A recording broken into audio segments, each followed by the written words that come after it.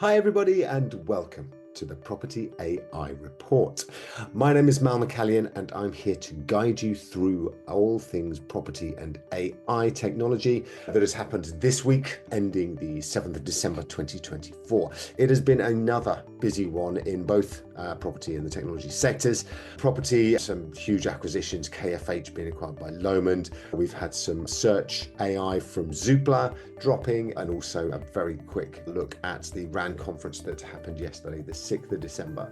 In the tech space, we're going to have a chat about Bitcoin because that made some big waves this week. There's a brand new way of considering 3D world making just from photos, from images, which obviously has some potential ramifications for the property industry and the imagery of properties. And there's a lot of chat about Chinese models, Chinese large language models at the moment, basically, and how good they are and how they compare to the US and the other ones. So we'll run through all of that. We've got our tool of the week as ever and the occasional slot for Weird AI of the week, which this week looks at Death Clock.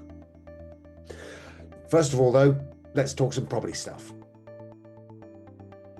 Okay, so we're going to start with Zoopla and its new AI search. Now, regular listeners will know that I have a certain amount of, let's call it dubiousness about the current portals and their ability and willingness to embrace AI. And the reason for that is very simple. It is going to break their business model. If it is true and it is possible for somebody to search for their dream home just by either typing or, let's say this time next year, chatting into their phone and just asking AI to give them details of any properties that are on the market that have a wonderful garden with a sea view and 2 parking spaces near a train station, then that is probably what they're going to ask for. And AI can do that. And we've got a load of agents, as I'm sure I mentioned before, that are using our little AI assistants to do exactly that.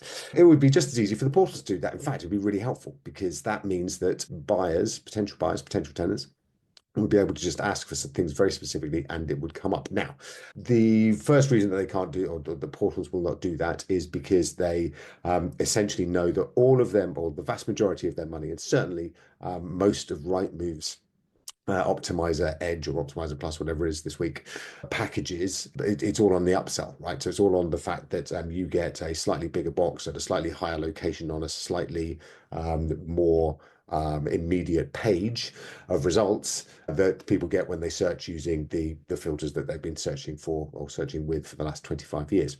So that means that trying to change that search functionality, whereby it does just come up with 2 or 3 properties that are exactly what this particular particular buyer might want, will break it. So that there will be so many fewer leads going to agents as a result of this, but basically fewer pointless leads and fewer junk leads because people will be finding what they want and then sending leads on the back of that. Now, I speak to agents all the time, and I know that one of the concerns that they have is if this AI comes in and it is able to do these real precision searches, so it only shows properties that are exactly within this catchment area for this school with this particular distance to this particular train station, then it's going to inhibit their potential, their opportunity to do upsells themselves, or to get people to consider more of the properties that are available than buyers instantly think that they want. And everybody knows that the vast majority of buyers don't buy the property that they believe in their minds is the exact one for them. All right, they need to see a wider variety for sure. But that's really easy with AI. You actually train the AI to produce these ones, and then also say, oh, and by the way, these other ones are really good and really nice, and for people like you, and it will show them a wider selection. But, and again, this is the key thing from the portal's point of view, but people will not accept, in the world of AI, pages and pages of properties that they're not interested in. And having such a broad filter as they do, and they have done for 25 years, enables them to have this real, just almost forced fuzzy logic that just brings in way more properties than somebody really wants, and put the onus on the potential buyer to go through all of this information and do a lot of the junk searching for them. So it throws the hard work back onto the searcher and it forces them to take more time on this particular job.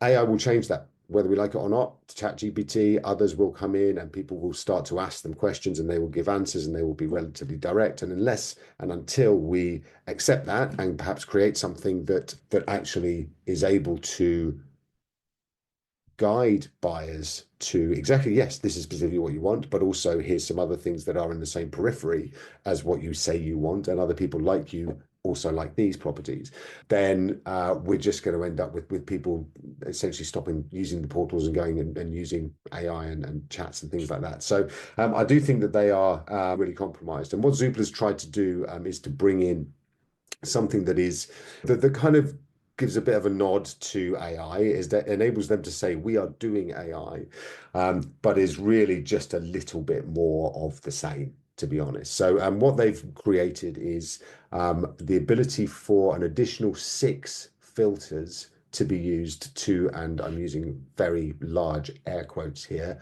personalize the search experience. By personalization, essentially, it's just adding in 6 more filters, right? It's like saying that it's a personalized search because you're looking in Croydon and that's personalized. For Zoopla, these additional personalizations are if you're looking for a conservatory, a cottage, an ensuite, a kitchen island, a patio, or a period property, then you're in. Congratulations, you now have personalization. If you're not looking for any of those, then it's pretty much the other stuff. It's back to basics. It's what it does all the time. So essentially, it is. Yeah, I'm not going to say it's taking the piss, but it's a really quite basic way of limiting the impact of what you're able to search for, adding in some really additional filters.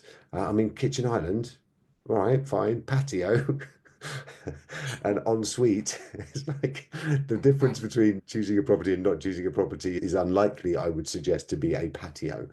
But anyway, so this is what we've been served up, and therefore this is what we have to use. There is obviously a hope that means that this is just the start of them doing some more words, but AI doesn't work like that. It doesn't need to work like that. It can just go and search all of the description of the property so that it's not just patio and period property and kitchen island that you can search for. You can search for mountain views. You can search for a particular school. You can search for, I don't know, you can search for pet friendly things in the local area. As long as it's in the property description, then it will surface these particular attributes.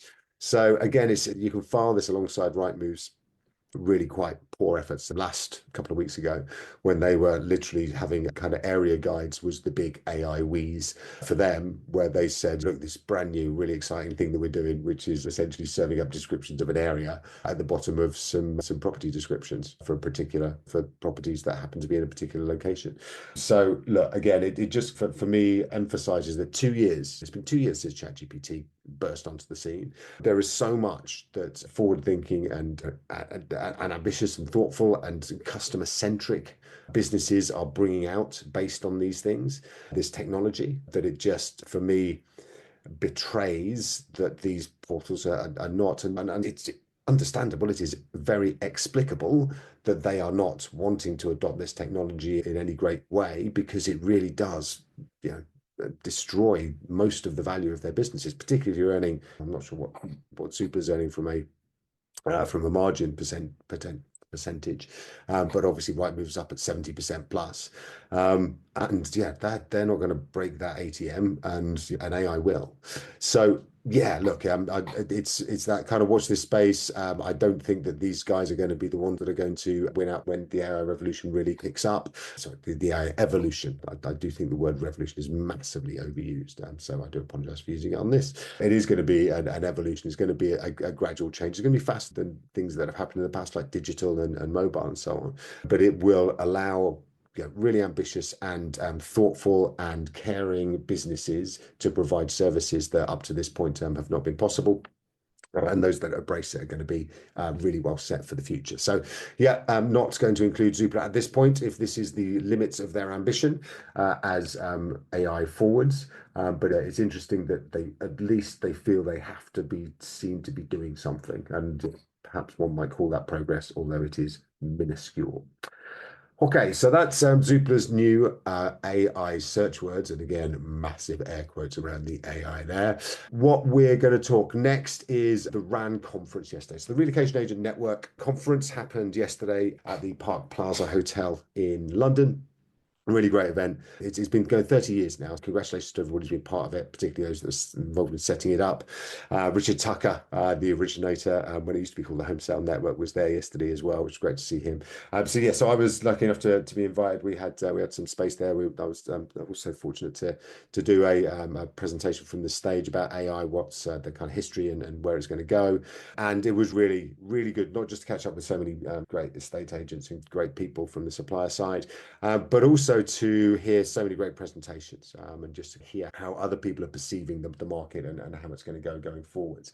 I thought particularly Roger Martin Fagg, who's a behavioral economist, and many of you listeners will potentially have seen him presenting to us on numerous occasions. His economic forecast for the next year was really quite exciting. And actually, he used the word boom, which I haven't heard anybody use about our economic prospects since the Labour government got in, to be fair, which was in July. So I think that it's yeah, and he backed it up, and he's been more right than wrong on almost everything. So yeah, he started off by marking his homework for last year and the predictions he made, and he was closer than he was far away.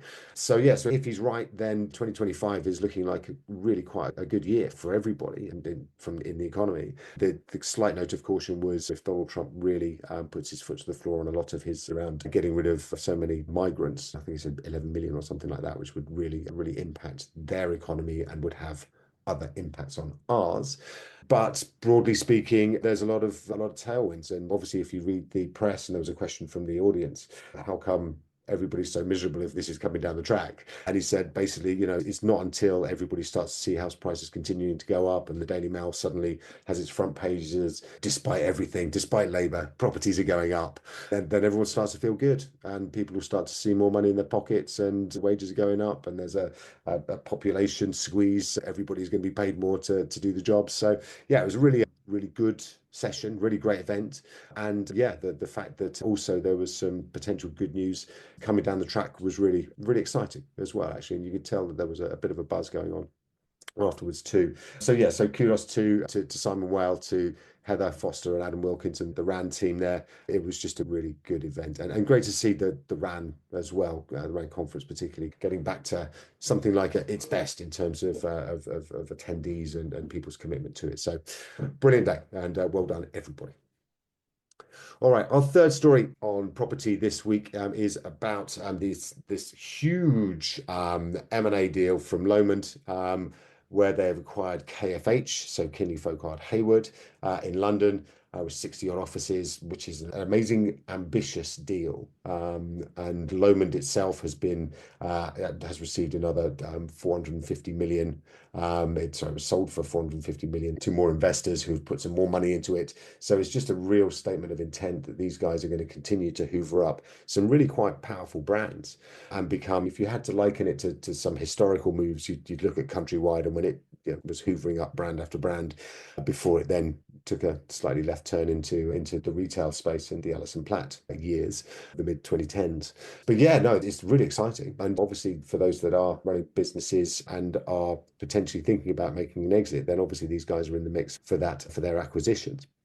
And they just seem to be continuing to invest in the sector. Yeah, well done them. Excited to see how it all goes and what their next moves are. I'm sure that there are a lot of conversations going on with the likes of Atomic Consultancy, Lucy Noonan and Co., who seems to be at the forefront of many of these deals. Adam J. Walker as well. I know he does a lot and has been doing for many years. So yeah, look, it's obviously an exciting space to be in. Yeah, really interested to see who else they've got lined up, because I'm sure that there are a number that are just about to drop as well. Okay, so that's our property news for this week. Let's take a very quick dive into all things AI and tech. One of the big news stories in tech this week has been Bitcoin's breakthrough the $100,000 barrier. Now, if you are lucky enough to have invested, and I'm using air quotes again, I'm afraid, in Bitcoin many years ago, then you are absolutely entitled to feel ridiculously smug about how it has all gone. There has been a lot of people who anticipated the death of cryptocurrency many times, and now it seems like it is entering something of a glorious era as Trump and his backers, which included a bunch of crypto technology companies, are going to, it seems, bring legislation into play that kind of formalizes a lot of what has been somewhat underground at this point. Yes, it is like with many things, it's quite speculative, right? It is quite a risky enterprise. Those that have taken the risk and have won, again, congrats. But yeah, it always just feels a little bit like, and not necessarily Bitcoin, which is one of the kind of more perhaps stable ones. But there's a lot of meme coins that sit around that kind of can be invented, and then once everybody's bought them, then the founders of the particular venture disappear with a bunch of cash. So yeah, look, again, it's out there. I think it's an interesting technology, and I think that's what I find really fascinating about it. Cash is clunky, even now that we've got used to paying for things on our phones.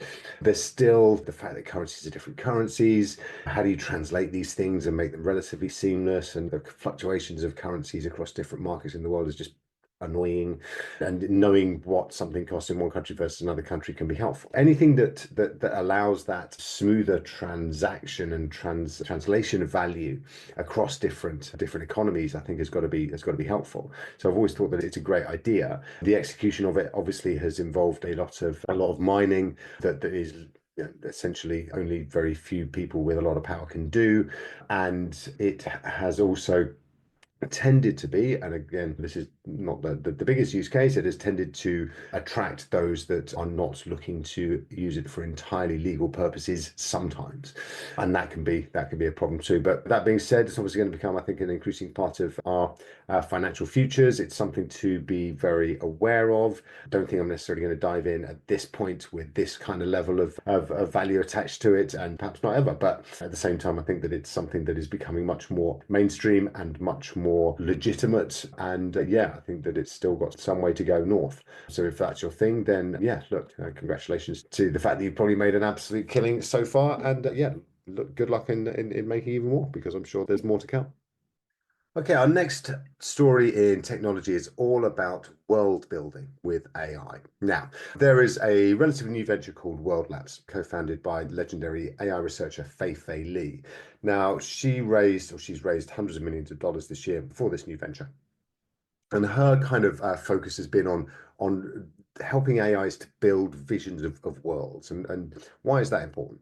So if you can get an AI to have a notion of what, not just what it's looking at, so for an image, for example, or even what it's talking about in text, but actually what that means from the shape of the world, from a physics point of view, then that allows that AI to be far more helpful, the more accurate you can make it, in terms of what it can then do with that one piece of information. So for example, what they particularly looking at is a product called Wonder World, where you can show it an image, and it will then start to imagine actually what the 3D scene is around that, and then you can do a fly through with it. So we spend a lot of time here at Model Prop using visual imagery and using AI to enhance it. So our virtual stager, for example, you can send us images of properties, we can remove the furniture and then put new furniture in a variety of different styles.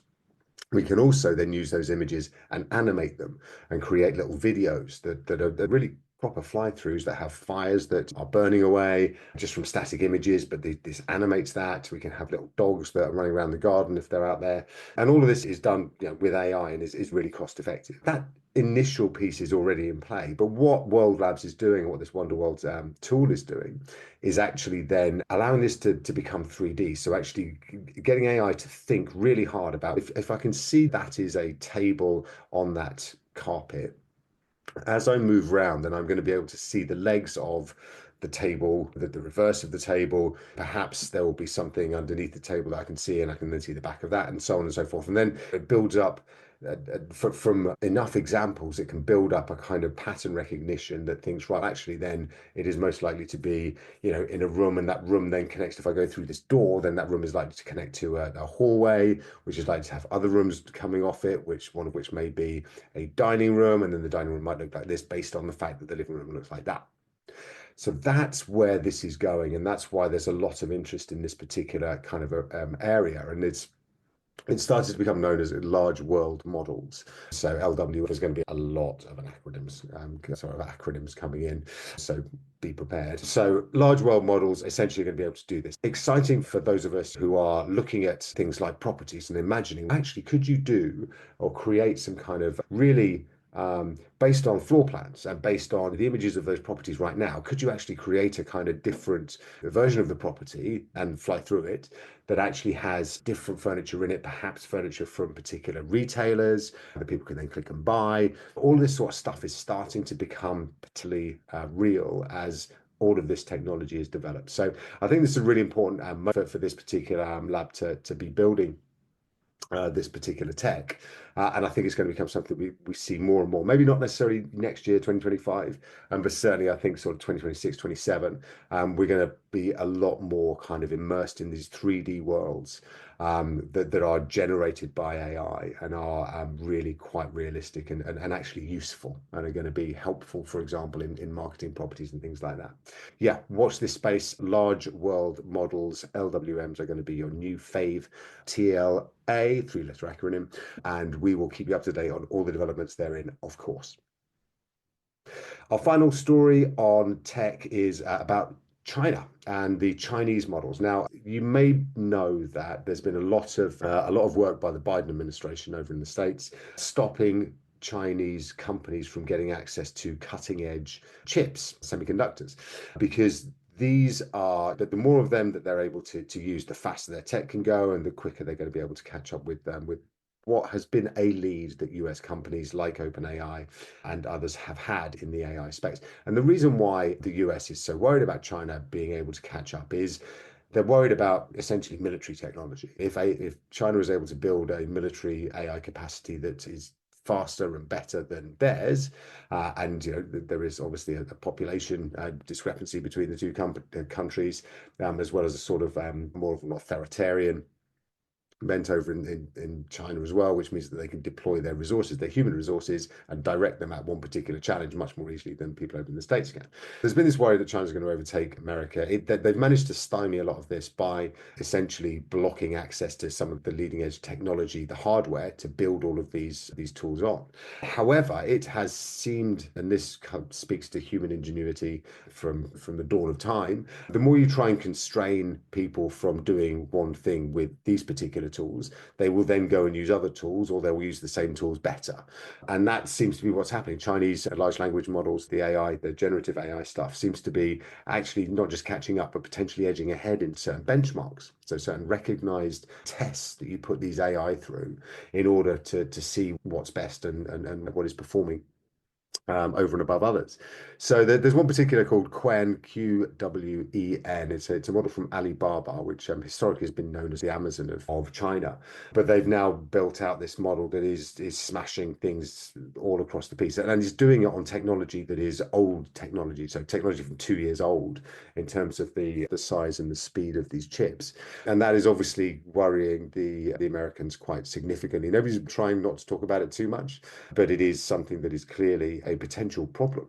If China is able to leverage the older technology from 2 years ago better than the Americans have ever done, America focusing entirely on building faster chips, which is what they have been doing, and then building on top of these faster chips and assuming that the older chips will always be, what they've done with the older chips is as much as you can do, is turning out, it seems, to be a false assumption.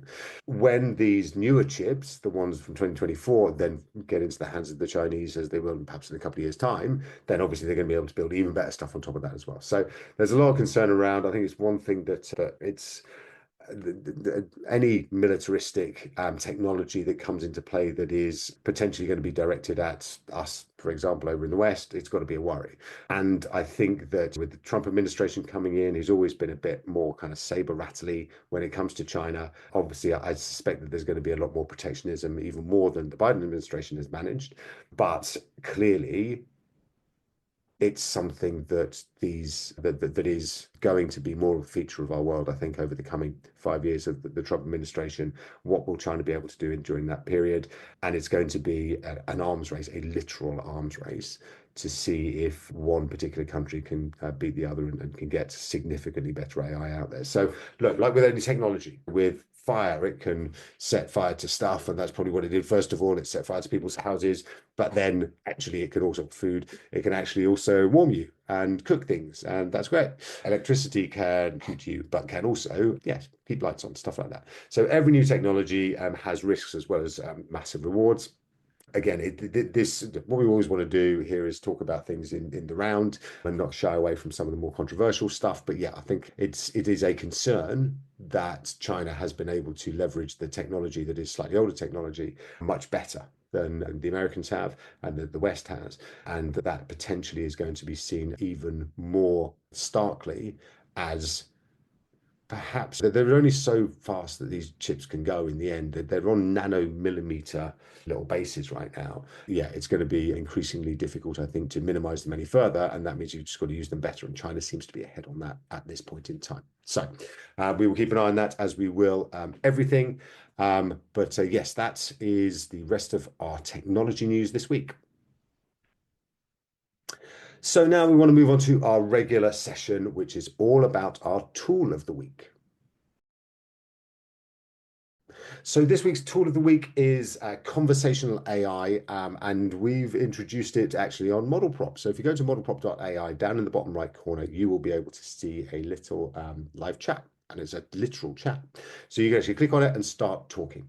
And you will get, talking back to you, AI Mal. So it will be me, my voice, and you can ask me questions. And what we're looking to do is just to get some feedback, really. So if you fancy having a go and sending us some information, please send it back to hi@modelprop.a. But yeah, it's just fun, right? So go and have a play, ask us some questions, let us know, particularly we're focused around the latency side. So how quick does it answer?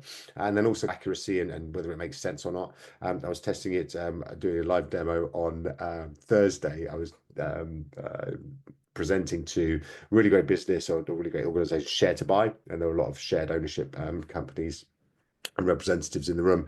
And I was talking to it live, asking it questions about products, and it started having a bit of an existential crisis about its role in the world and the fact that it was only an AI and it couldn't really answer all these big questions. So it was quite funny. So yeah, so see if you can get it to answer some questions. Interestingly, I'm absolutely certain that voice AI, conversational AI, is going to be the interface that we use most often going forwards. There was a time where the idea of speaking into a phone to ask directions and things like that and interface with various kind of internet stuff just seemed weird.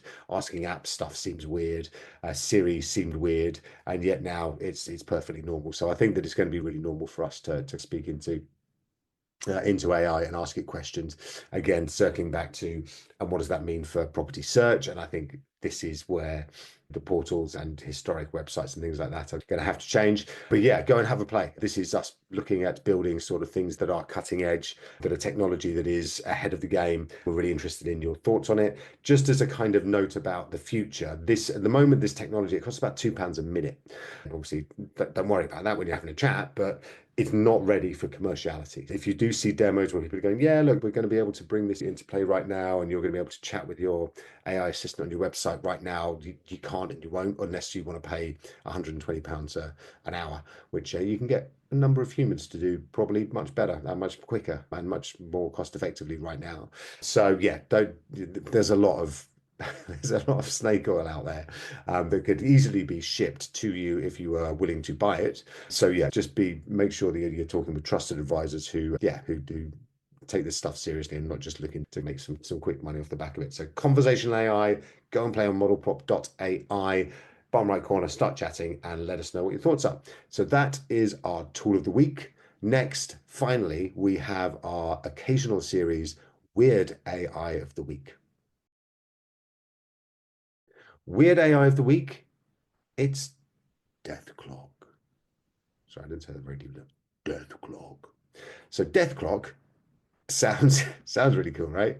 Basically what it is, it's an AI that apparently estimates a user's date of death. Okay, that's what it does. So you feed it some information about you and it will tell you when you're going to die. Yeah, sounds fun, huh? It will also then, for a mere $40 a year, provide information on how to push that date out, to live some extra days just by eating a eating a healthier food, employing a healthier lifestyle, making those life choices that you know you should.